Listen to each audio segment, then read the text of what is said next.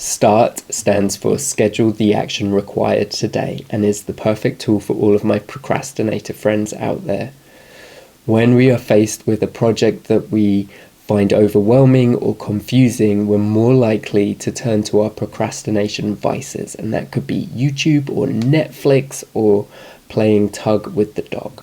We tend to avoid things that we find complicated or don't understand, and scheduling the action required today is a reminder to break things down into little pieces or miniature steps. I have found that breaking my day down into easy steps has been very useful. So step 1 is I wake up and eat, and then I nap, and then I chase squirrels, nap again. You can't write a book in a day, but you can brainstorm what the book is about. You can't, finish a chapter, but maybe you could bullet point what you want to say. You don't have to do it all in one day, but you do know that there is some action that you can start today.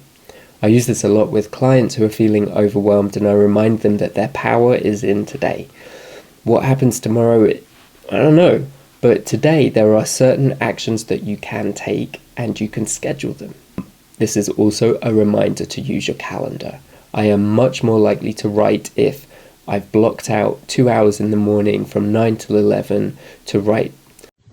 I do that already, don't I? That's why I block out chasing squirrels and napping and playing tug. Yeah, I use time blocking on my calendar all the time. Or take the DOG out for a WALK. Okay, he didn't wake up.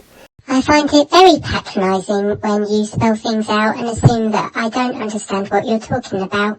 I schedule things like that as well, because otherwise I'll do it when he wants to or when I don't want to write anymore.